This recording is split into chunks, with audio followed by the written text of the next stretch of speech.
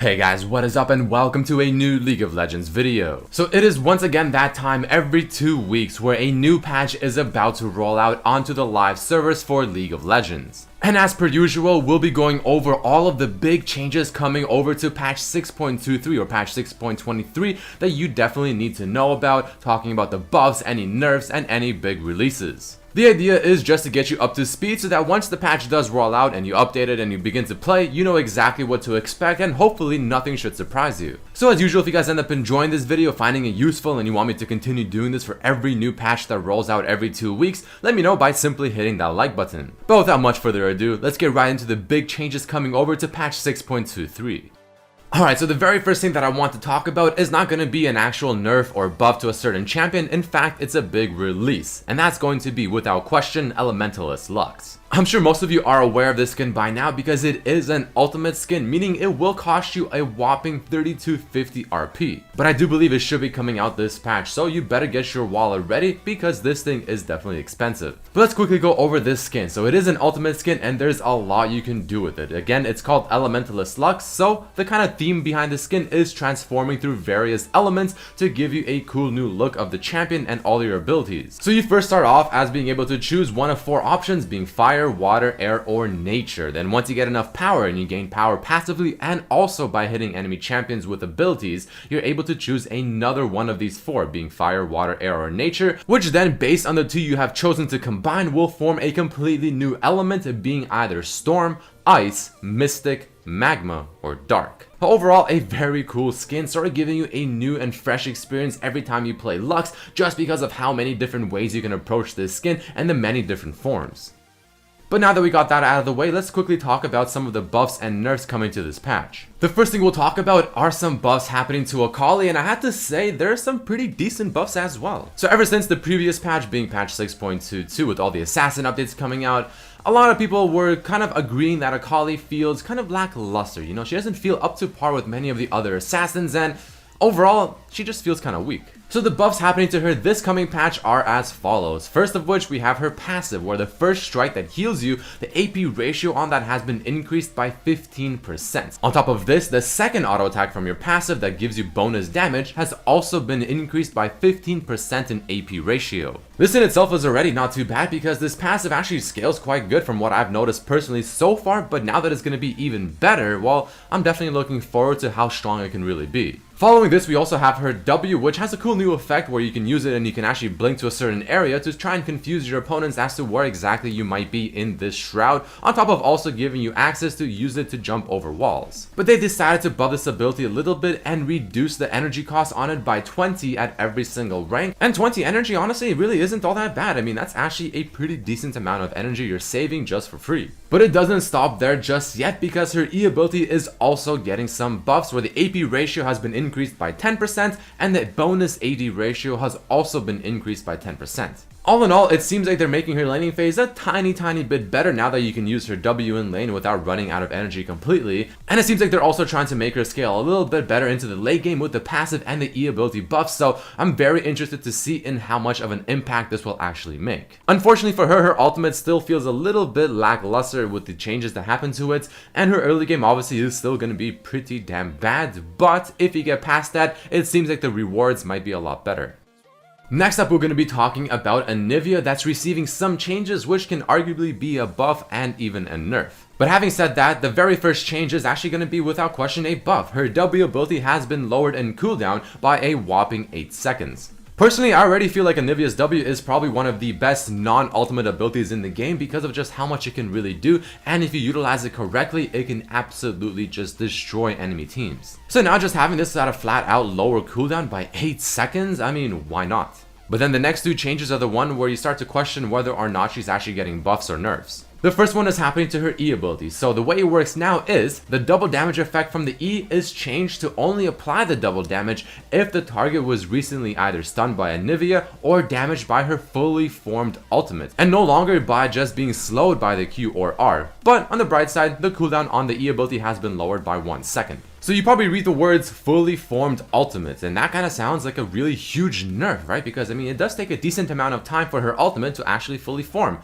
But let's go on to her ultimate to kind of give you an idea as to why this isn't as bad as it may seem. Because now her ultimate actually ramps up to its full size in half the time. So rather than taking 3 seconds, it only takes a second and a half. To make up for this, the base damage has been lowered by exactly half damage. But this is where it gets very interesting because now the fully formed storm, which only takes now a second and a half to fully form, deals 300% extra damage, which is pretty good, but at the same time you have to take into account that the base damage is already half. So all in all, some definitely interesting changes to Anivia. I don't play the champion enough to tell you guys exactly what it can mean for her, but I'm very curious to see how it plays out and whether or not this will make her just a very OP champion. But for the most part, I have to say, I feel like it might be a buff.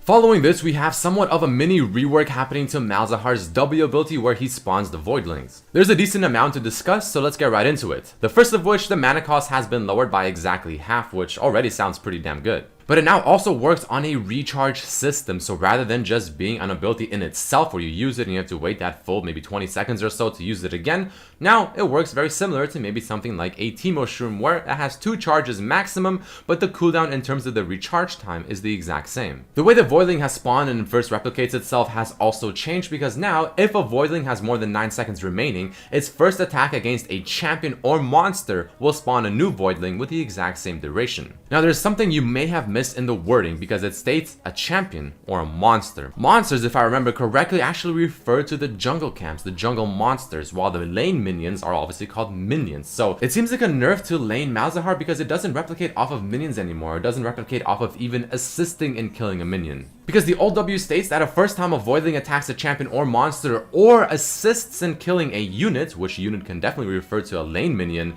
then it will replicate, but again, with the way that this one is worded, it doesn't seem like that's the case anymore. The Voidlings also now only have 3 HP, pretty much the exact same way a ward works. The Voidling physical damage has been changed and now have base damage plus 40% of your bonus AD, rather than only going up to 40% of your total AD. The Voidling damage of the AP ratio has been increased by 10%, and it seems like they no longer prefer to attack a target that is affected by your R or your E ability, and whenever 3 or more Voidlings are active, they no longer get 50% attack speed bonus, and they no longer just flat out deal 300% bonus damage to lane minions below 20% HP. Instead, now they deal 300% bonus damage to lane minions that are affected only by your E ability, and if a target is affected by your R or E, and Malzahar is nearby that target, then the Voidlings will get a 100% increased attack speed. So just from reading this itself, I mean, it seems like a decent change to Malzahar, but if the way the wording is correct in terms of how the Voidlings spawn each other, lane Malzahar seems to be getting a pretty big hit, while jungle Malzahar should be just as good, if not maybe even better. But let us move on to the next big change, and this one is going to be the rework happening to Shyvana. So on top of her base health and her base health regeneration being increased, there are some significant changes happening to almost every single ability. First, we have her passive, which is entirely new and is now called Fury of the Dragonborn. Here she deals 10% more damage to dragons, which I'm pretty sure she's the only dragon in the entire game. I'm not sure if Aurelion Sol is considered one, but of course it's mainly referring to the actual elemental drakes. On top of this, she also gets a bonus of 5 armor and MR, and this stacks every single time cumulatively per elemental drake defeated by either herself or allies. It seems like her Q is actually untouched, while her W now will actually grow in size whenever you are in dragon form, which obviously makes things just so much easier when you're in a team fight to try and hit just simply as many people as possible. Then we have her E ability, which received a big change, because now using this ability in dragon form will fire out a big projectile, dealing damage AoE, and it also lingers on the ground, and you can either choose where it stops or it'll stop upon impact. It's got some decent base damage on itself, and of course, again, like I said, it has that extra damage effect where it chills on the ground for a few more seconds. It's a lot more fun to use, it has more potential for actual more damage as well, and for the most part, I just think it's a really cool ability. But last but definitely not least, we have her ultimate, where now Shyvana will actually grow in size with the rank of her ultimate. It now also grants her bonus health, but the damage on it has also been lowered. But one really cool thing is her ultimate can no longer be interrupted mid-flight, which is a very big thing because now you can't just simply try and counter out her ult. There's also two buffs happening to two pretty big items that I want to quickly discuss, the first of which being Blade of the Rune King, which now has its basic attacks deal 8% of the target's current health rather than 6. This is a very simple yet important change because Blade of the Rune King has always been sort of an interesting item, and it has been somewhat of a lackluster item for several patches now, so finally receiving some buffs, maybe we'll start to see it utilized more often, especially with the tanks coming out to try and be an answer for all the assassins. And following this change, we also have one happening to Gwynsu's Rage Blade, where it now just simply has a new effect added to it, granting 25% attack speed. Again, nothing too crazy, but Gwynsu's also has been sort of out of the meta for a very long time. I almost never see anyone ever buy this item whatsoever. So maybe this now will give people a bit more incentive to try this item out once again and try to find build paths that relate to it.